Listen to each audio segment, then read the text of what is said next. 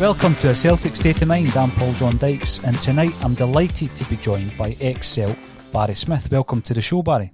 Thanks very much. It's an absolute pleasure. I was just saying there before we came on air, Barry, that I'm always intrigued to hear about Neely Mockin, and I know that you were in and around the club at the time that Neely was a kit man, so hopefully you can share some experiences with us on the legendary figure that is Neely Mockin. But let's go a wee bit further back, Barry. What was your kind of footballing upbringing like when you go right back to as a youngster? I started kicking the ball as young as I can remember, playing with the school team, and I'm born and bred in Paisley. So I played with St Mary's primary school when I was in primary one, played with my brother's team, and then gradually went into boys club football, played with Renfrew Waverley, and then went to St Mirren Boys Club, and then spent maybe about 4 years at Barhead Boys Club before joining the Celtic Boys Club, and taking everything that went from there. See, when you look back, Barry, I've spoken to a lot of people who are still in the game, who went through the same pathway as yourself, boys club football, maybe joining a club that was affiliated with one of the professional clubs, ground staff, S-forms. It's all changed now. Do you think it's changed for the better? Personally, no. I think I had a good grounding. I know the kids can play with the school now, but there was a spell there where they weren't allowed, if they were affiliated to a club, they weren't allowed to play school football. For me, as you're growing up, the more games you play, the more you learn about yourself, and the more you learn about the game. I was playing, Saturday morning for the school team, and then playing Saturday afternoon, and then maybe Sunday morning for a boys club team, just depending how the fixtures went. Mm-hmm. But I think the more you played, the more you learned about the game. Whereas now, I think it's too regimented. It's kind of the kids play against the same players for 5, 6, 7 years, and then all of a sudden they're thrown into a league team and don't know how to handle it. When we were growing up, we played a lot of different teams, a lot of different players, and you had to adapt, which held you in a good stead, further down the line. It's the same kind of opinion I'm getting from a lot of people of your era and older eras. And we see at Celtic, we see a lot of young guys showing some promise, Barry. I mean, one of the examples would be Calvin Miller, regarded as one of the finest players in the world at one point.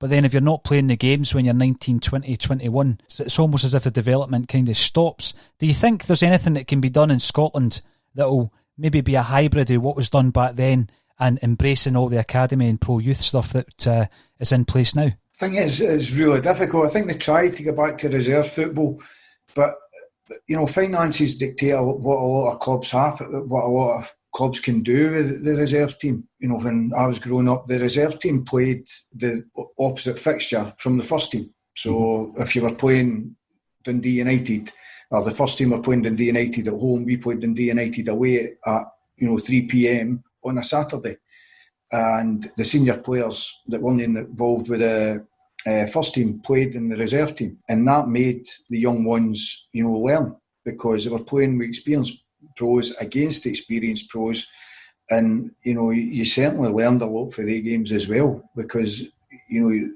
weren't allowed to get away with making mistakes. It made you a man as soon as possible, whereas I think the young ones nowadays aren't as mature as what we were then made to be, basically, because you were playing with experienced pros. Absolutely, Barry. You said you joined the boys club there, and there was obviously a huge amount of players that progressed to Celtic after that.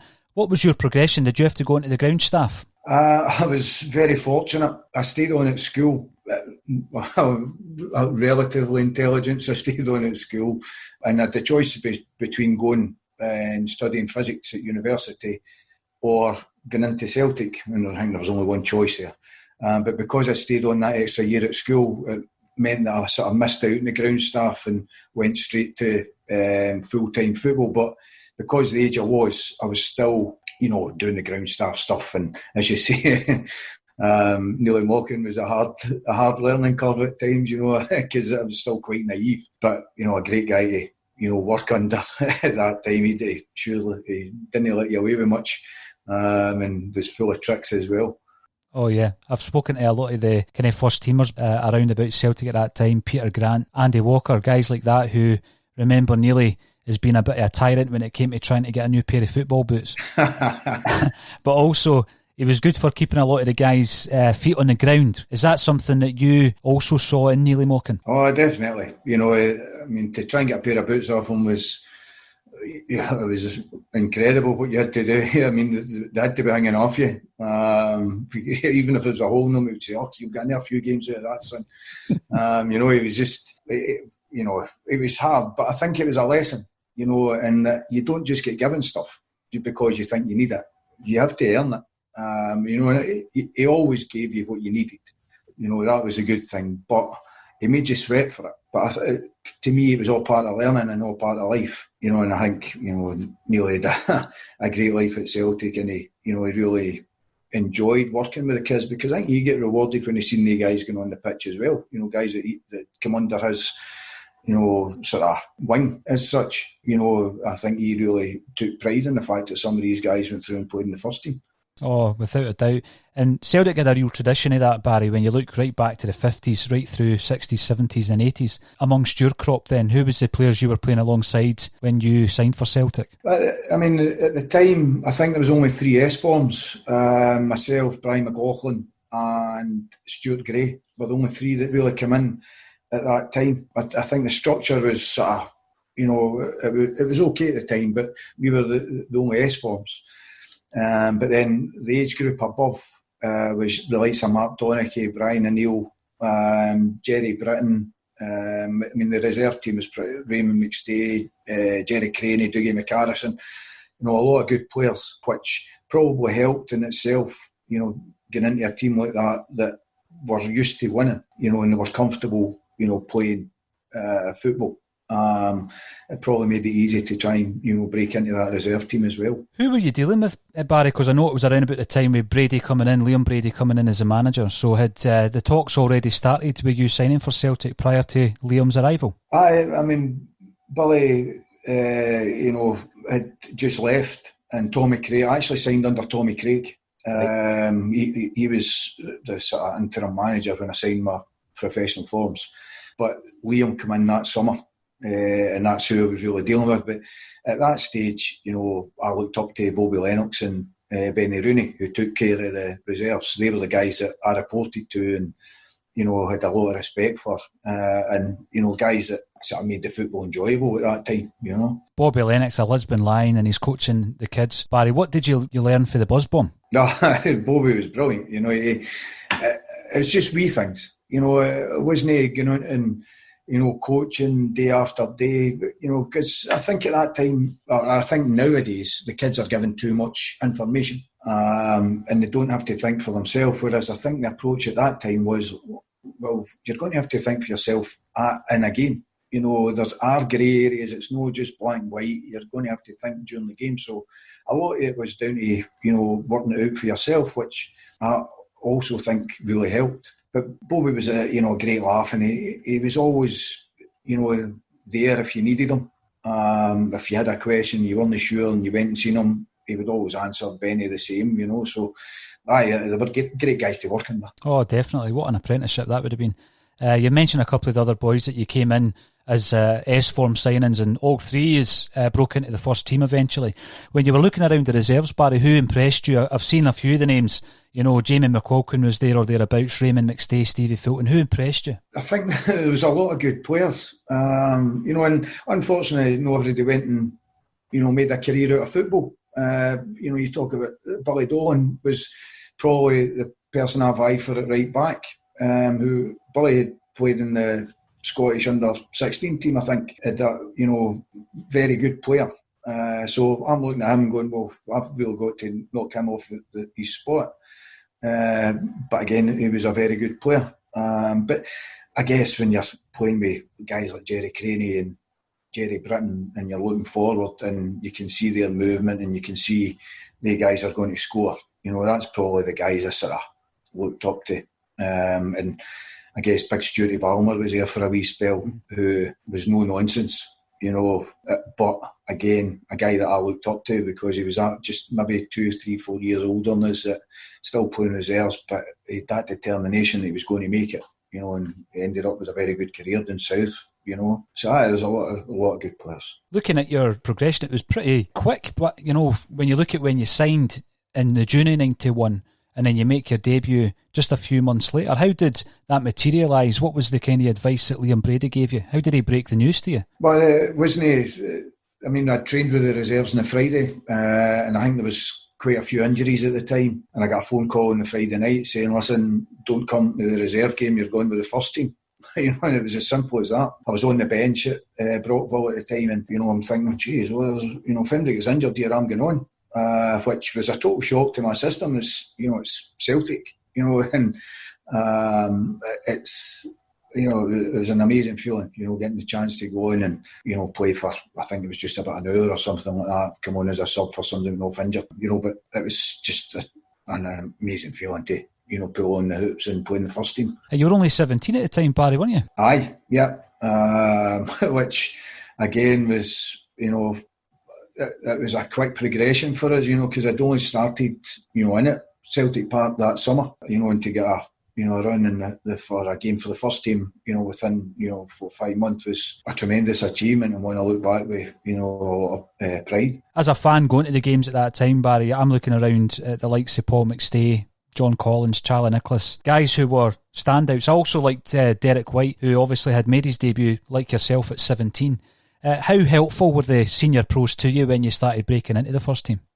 I still keep in touch with Granny, a top guy who, he looked after us, on the pitch. But I guess, at the time, the senior players were, they were going through a hard time as well, so for as much as they had to look after themselves, everybody had a wee word in your ear and, try to make the best comments you could to yourself, to myself. So, Tony Mowbray was there at the time, and, I've got a lot of respect for him because he was the one that, probably took me aside and went, listen, you just have to relax and go and play your game. You wouldn't have been asked to play if they didn't think you were good enough. So, I've got a lot of respect for him too. A few of your teammates have said that you had the leadership qualities of a captain when he played for Celtic in the early 90s, and that sounds similar to what you've just said yourself, Barry. I remember Liam Brady came in, it was like in a blaze of glory, the fans were up, very optimistic, bringing in quite a lot of big signings. But just after your debut, we went over to Switzerland and we lost to Neuchâtel Xamax. Were you involved in the squad? Was there any conversation with Liam Brady about how you would be involved in the first team going forward? There wasn't any conversation. I think it was, as a 17-year-old, you're probably just like, I'm delighted to be involved with Celtic's first team. So there wasn't really many conversations. I went to Neuchâtel and, again, it was an eye-opener. For myself, it was more the experience for me, every day it's getting beaten. They were a very good team at the time. I think it was the Hassan twins, the brothers, and it was just really the experience for me. It wasn't, the result, obviously nobody liked, but for me, it was more about getting a chance, European football with Celtic, and getting the opportunity to go and see, what it's like abroad. That was a real blow, obviously, going over there. I remember thinking back to that, and Big Cascarino wrote about it in his book as well, and he knew his time was up around about that time over in Switzerland. I mean, how despondent must it be, being a young kid in amongst the first team, Barry, coming back on the plane? Was it just really doom and gloom at that stage? Well, you just get beat by a heavy scoreline, and you're new to it. But, everybody's hurting at that time. Things weren't, I wouldn't say they were going great in the league front either. So you're coming off the back of a heavy defeat and you're going straight back into a league game, which is never easy. But as a young boy, as I say, it doesn't really affect you that much in that, you're still learning your trade. So for as much as you're hurting with the result, as much as everybody else, you're still sort of getting a feel for things. I'm still 17, I'm still learning the game, and probably the biggest thing for me is you don't want to feel like that again. You don't want to feel that, after such a heavy defeat, you don't want to have that feeling again, and that spurs you on to, want to win games. Absolutely. You've been in the game now, Barry, for 30 years, the professional game. When you look back at Liam Brady, we know it didn't work out, but what's your memories of him yourself as a coach and as a manager? Liam came and played in the reserve team a few times. And it was tremendous to play with. He was still, his ability, you just don't lose that ability. So it was good to play with him. But, he brought different things. I didn't really train with the first team that often, apart from when I was involved in the squads. But, just the aura about him, it was Liam Brady, he had such a tremendous career. And then to go and, play under him, so again, I look fortunate that I was able to do that. When you look around at that time, we had yourself, Mark McNally, Jerry Craney, Brian O'Neill, Stevie Fulton was there or thereabouts until he moved, all making a claim for a first team jersey. Why do you think it is that these big name signings come up from down south and fail to actually set the heather alight? We had great hopes for the likes of Stuart Slater and, Gary Gillespie had bad injuries, Tony Cascarino. What do you think it is? Is it just because people don't realise how tough it is up in Scotland, Barry? Without a doubt. I think, Scottish football gets a very bad name down south, but a lot of them have never seen a game. It is a different game up here, but it's not an easy ride. And I think a lot of the players come up expecting an easy ride and be able to just showboat and not have to work hard because it was Celtic they were playing for. But Celtic fans demand that you work hard first and foremost. They're like any other team. You see Celtic just now, every single player on that pitch works their socks off. If you look at when Henrik Larsson was playing, he's idolised by Celtic fans, but he worked his socks off for that, for the club. I think a lot of the guys that did come up thought they were coming up for an easy ride and it was good money probably, but certainly it wasn't that. I think a lot of them probably didn't anticipate how difficult it was. I remember when Liam Brady eventually resigned or was let go, Barry, there was a couple of games where the first team were looked after by Frank Connor. I had a great pleasure in meeting Frank through a pal of mine, the late Graham Morrison, and Frank was a character when I met him. So what's your memories of Frank Connor, the guy who went unbeaten as a Celtic manager? Frank was brilliant for me as well. He was a real, influence on us. He got the best out of me just by the way he treated me. And, a lot of time for Frank, he just sort of, he fitted into Celtic. His demands, were very high, and you didn't want to let him down because he gave you everything, and you wanted to make sure you gave him everything. And he was good friends with Joe Jordan at the time, and Joe was there as well. So that Frank was a real big influence on me. Well, you're saying he had standards, Barry. When I went to speak to him, he pulled me up for not having a shave that day. So he's still got the same standards, He still pulls me up when I'm here. Lou Macari comes in. Celtic were struggling. Lou Macari comes in. What was the change? What was the biggest change that you saw between Liam Brady and Lou Macari? Where do I start with Lou? Lou was, every manager's got their own ideas and the way they want to do things. Lou was totally, it was the fitness side of things. And some of the things that it wasn't just the young ones had to do, the first team had to do was, incredible in terms of trying to get fit, well, not trying to get fit, but the fitness levels that Lou wanted. And it was tough. But I don't think that's what they needed at that time. That's me as a young kid looking at it. I don't think they needed the sort of tough love. That's no what it was about at that time. And I think, if you're going to be that person, then you have to be, fully committed yourself. Being there on a daily basis and, putting your demands on the players on a daily basis. And that probably wasn't the case at the time. I don't think Frank McAvenny liked the hard running and all that kind of stuff, Barry. Having spoken to Frank about that as well. But, one of the games that I always look back on, quite a historic match, was when the Celtic fans were banned from going to Ibrox.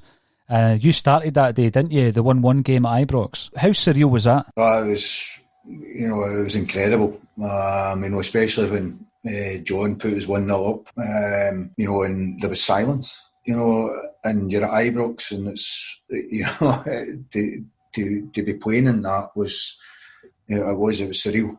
Something that will probably never happen again, I wouldn't imagine. Ibrox is hostile at the best at times, but in an Old Firm game with no Celtic fans, it was very intimidating. But the learning thing for me there was that nothing could get worse, in terms of hostility, because that's as hostile as it can possibly be.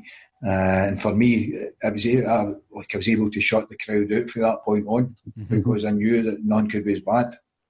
So it was a great experience, playing in front of that. For as much as it was surreal, it was, a great experience. Unfortunately, we didn't win, but it's still a great experience. When did you become aware, Barry, that there was issues, in the highest echelons of the club and the fans started to revolt? When, as a player, did you become aware of the disharmony? Again, as a young kid, you're pretty much shielded for a lot of that. I just wanted to play football, or just wanted to play at Celtic. So you're pretty much, the senior players would have felt it a lot more than the younger ones, because again, you're a wee bit naive and you just think that Celtic, none can go wrong at Celtic, so we just turned up for training, went and trained and went and played games. But, there obviously was a lot of disharmony at the time, and, thankfully, the club come through it. Oh, absolutely, Barry. I remember you went down to play Manchester United in the Mark Hughes testimonial. It was memorable for a number of different reasons. I think Chick Charnley nutmegged Eric Cantona or something like that. What's your memories of that game? You were up against all the greats, weren't you? Roy Keane, Ryan Giggs. Well, the thing, I think we played Aberdeen the last game of the season on the Saturday. I played in a reserve game on the Sunday, and then went down to Old Trafford and played in the Monday in the testimonial. So I was absolutely shattered by that point. But again, you're playing at Old Trafford. Probably as a kid, you dream about things like that. You're playing against the Premiership winners, or the English top leagues winners at that stage as well. So, I ended up playing against Ryan Giggs, and I think I had to buy a ticket back in, just because he'd sold me that many dummies, So, but it was a great experience. Chick Charnley's playing with Celtic as well, which was something different. But playing against guys like Cantona and Hughes and Giggs, something you'll never forget. Of course, Lou Macari leaves, Fergus McCann's taken over, and Tommy Burns comes in. Barry, what's your memories of Tommy? Everybody I've ever spoken to regarding Tommy, describes him as a special man. What was his kind of vision for the youth? And what's your memories of Tommy? I think, the first thing he did, he took, I always remember pre-season, he took maybe 3 or 4 of the young ones, myself included, and stuck them in the first team's training. Because he wanted to get back to that, the kids come through the system and they play in Celtic's first team. Obviously, if you're good enough. And he really, it's Celtic, everybody knows Celtic runs through his blood. And he probably made the best decision for me that he could have. At the time, I probably didn't agree, but looking back and what he did for me at the time was, he knew what was right for me. When I moved up to Dundee, he knew that was the right thing to do. At the time I didn't want to thank him, but, if I had the chance, I would like, I would have, because it was the right decision. But he always had time for, he would never walk past you. Whether you were a senior player, whether you were a kid, he would never walk past you in the corridor. He always, wanted to speak and wanted to talk football, and you can't help but learn from a guy like that. 21 years of age, Barry. You sound as though at the time, obviously you wouldn't have wanted to leave Celtic, but looking back, that connection you have with Dundee, the amount of games you played there, you went on to manage the club. You had a testimonial, you're a club legend. So you go to Dundee. How long did it take for you to realise that there was a good fit there between you and the club? It was grateful to Jim Duffy for taking a chance at the time, because at that stage I was probably just playing reserve football. But he obviously seen something when he came and watched us that he liked and took us up to Dundee. And whether it was, I think you never know if it's going to be a good fit, but you make it a good fit. And I knew that if I worked hard, and I just wanted to play first team football, I just wanted to get out and play, for a first team. And it ended up, a great, decision, as I say, with Tommy. But, also, I worked hard to make sure that I stayed in that team, and, the rest is history, basically. Oh, yeah. A special mention for Jim Duffy, obviously, having a wee heart scare fairly recently, Barry, so hopefully he's doing okay. I know that you've teamed up with him again at Dumbarton and he's on the mend, hopefully, for Jim Duffy, another ex-Celt as well. When you look through your playing career, you had a very successful spell over in Iceland. What was the culture like over there? Was it a culture shock, or did that suit you over there? Well, at the time, I'd just finished my 11th year at Dundee, and I had to make a decision there was a new manager coming in, and I had to make a decision within 2 weeks whether I was going to Iceland or not. So it was a sort of off the cuff. I just went, do you know what, I'm going to try something different. Didn't really know what to expect, but again, I loved it. I go back every second year now to catch up with the guys, just because I love the country. The people were brilliant. It did take a wee bit of time to settle. It was tough, the first 6-7 weeks. Found it really tough, and then I got myself into the team and didn't really look back. But once you're in their circle, they're good people and they look after you. And I still keep in touch with the players and the directors at the club. Because I really enjoy my time. As I say, I go back every second year to catch up with them. That's brilliant. Did you see some signs at that point, Barry, that Iceland would actually become a bit of a force on an international level? I don't think at that stage. I think it was just becoming, at that point they were beginning to get it right, the structure right. The big thing for me is they've got so many big indoor halls that are full size that the kids can go and play in, and they're just left open, or at that time they were just left open. Kids could go in and use them any time they wanted. Didn't have to pay, but it's obviously cold over there. So in the winter months, they weren't standing about in the freezing rain, trying to play football, which happens over here. And I think from that, it gave them the sort of foundation to work from, and gave the coaches a chance to work with the kids. On technique, basically. I ended up with the two fullbacks. I think they're still playing with the Icelandic national team, played in the same team as me at Valor. Right. Burke and Mar and Ari.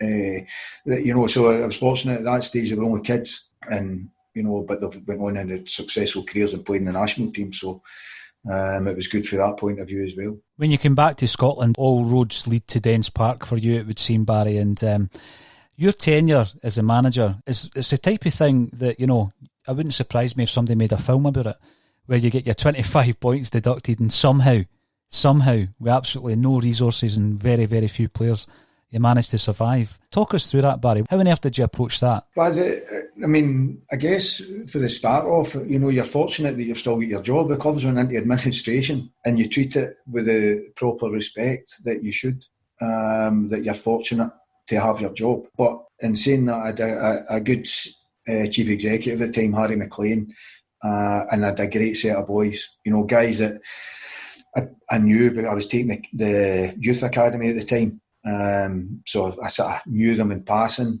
Knew a lot of them were good players, and again, Gordon Chisholm and Billy Dawes at the time said to us, listen, if you get offered it, take it, which I appreciated, because they didn't have to say that, they were losing their jobs.